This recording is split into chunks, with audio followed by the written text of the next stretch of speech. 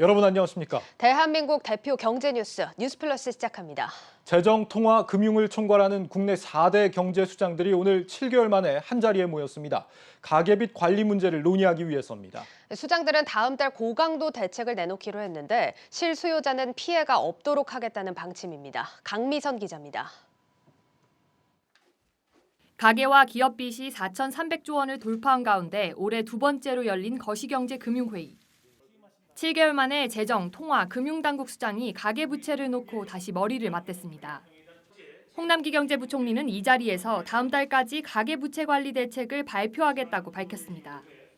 가계부채 증가세를 최대한 억제하면서 대출이 꼭 필요한 수요자들의 경우 상환 능력 범위 내에서 대출을 받을 수 있도록 하는 그와 같은 방향성을 폭넓게 모색하도록 하겠습니다. 그 관리 방안을 10월 중에 마련하여 발표해 드릴 예정임을 말씀드립니다.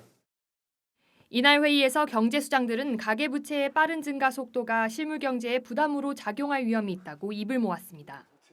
또 올해에 이어 내년까지 가계부채 증가율 6%를 목표로 상환능력 내 대출을 추진하기로 결정하면서 대출 한파가 당분간 이어질 것으로 보입니다. 경제수장들은 가계부채뿐 아니라 글로벌 공급 병목 현상과 미국의 자산 매입 축소 가능성 등 대내외 리스크 요인을 함께 점검했습니다. 대외 리스크가 불거진 가능성도 배제하지 못하는 상황입니다. 우리가 충분히 예상할 수 있지만 쉽게 간과할 수 있는 회색 굿불스와 같은 위험 요인들은 확실하게 선제적으로 제거해 나갈 필요가 있습니다. 이를 위해 차관급 거시경제금융회의 등 관계기관 협력 체계를 더욱 긴밀히 가동하고 경제수장들은 정책 조율을 위해 4차 회동을 공식, 비공식적으로 자주 갖기로 결정했습니다. 한국경제TV 강미선입니다. 다음 달 어떤 대책이 나올 것으로 예상되는지 정책경제부 문성필 기자와 알아보겠습니다. 문 기자, 네. 이 지금 시점에서 정부가 좀 내놓을 만한 대책 어떤 게 예상이 됩니까? 일단은 아까 앞서 리포트에서 보셨겠지만 홍남기 경제부총리의 입을 주목할 필요가 있습니다. 예.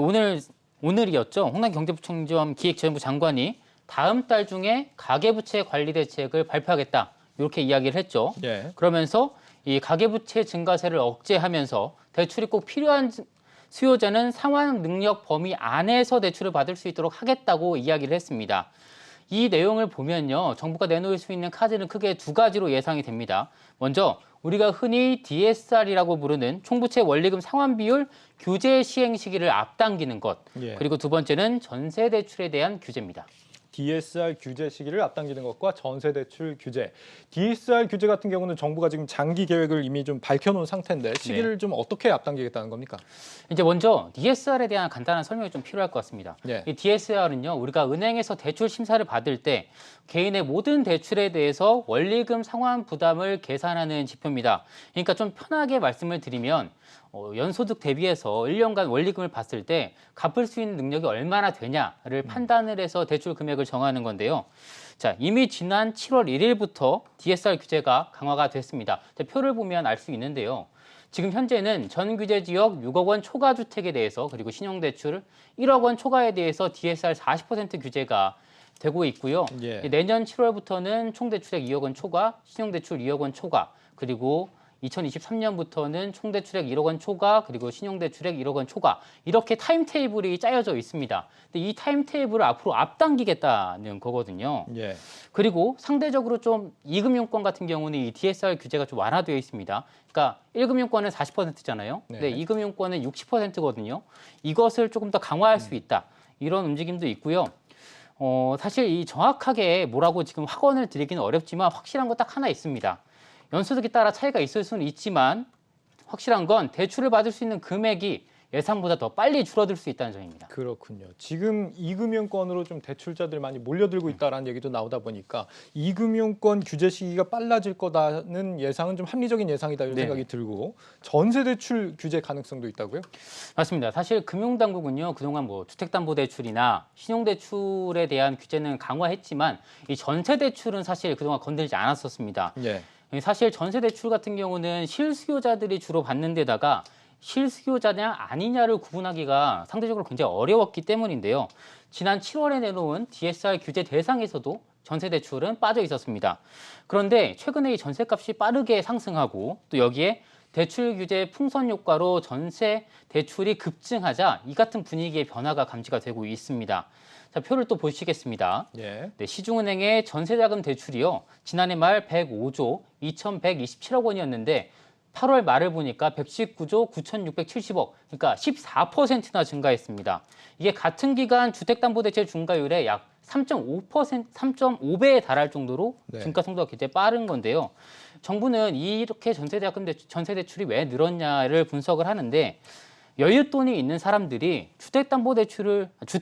전세 대출을 최대한 받은 다음에 여윳돈을 가지고 뭐 코인이라던가 주식이라던가 이런 데 투자를 하고 있다. 좀 이렇게 보는 것 같습니다. 예. 때문에 좀 예상되는 것들은요. 현재 이제 은행에서 최대 100% 전세 대출 보증 비율을 해주고 있습니다. 근데 이 보증 비율을 줄이고요.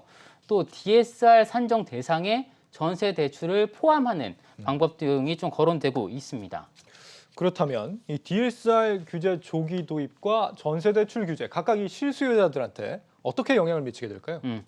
먼저 이제 DSR 규제부터 말씀을 드리면요. 저소득자 그리고 자영업자들에게는 좀 악영향이 우려가 됩니다. 예. 왜냐하면 일단 신용이나 사업 성장성 등을 좀 인정받고 있더라도 코로나19 영향 등으로 최근 1년에서 2년 동안 수입이 많이 줄었다면 이 상환 능력도 이제 감소한 것으로 이제 계산이 돼서 대출을 받을 수 있는 한도가 줄어들 것으로 보이기 때문인데요. 예. 또 전세 대출 같은 경우는 사실 가을 이사철을 앞두고 실거주를 목적으로 한 실수요자들이 좀 피해를 볼 수 있지 않을까 이런 우려가 나옵니다. 이 가을은 이제 전통적으로 이제 이사가 많은 시즌이다 이렇게 불리고 있는데요. 새학기가 시작되는 데다가 또 결혼도 많잖아요. 그러다 보니까 뭐 전셋집을 구하거나 또 이사를 하거나 이런 수요가 늘어나기 때문에 좀 이사철이라 이렇게 분석이 되고 있습니다. 이와 관련해서 전문가 인터뷰도 한번 들어보시겠습니다.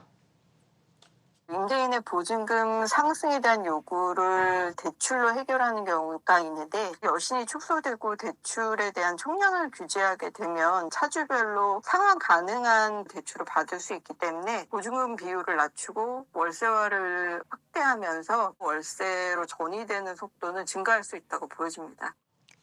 네, 여기에 시중은행들이 올해 대출 총량을 맞추기 위해서 이미 최근 이 전세 대출을 줄이고 있거든요. 예. 때문에 이 전세 대출을 받기 아마 점점 더 어려워질 겁니다. 그렇군요. 전문가들 전망대로 현실화가 된다면 서민들 주거난 문제 정말 좀 심각해질 수밖에 없겠다 이런 생각이 듭니다.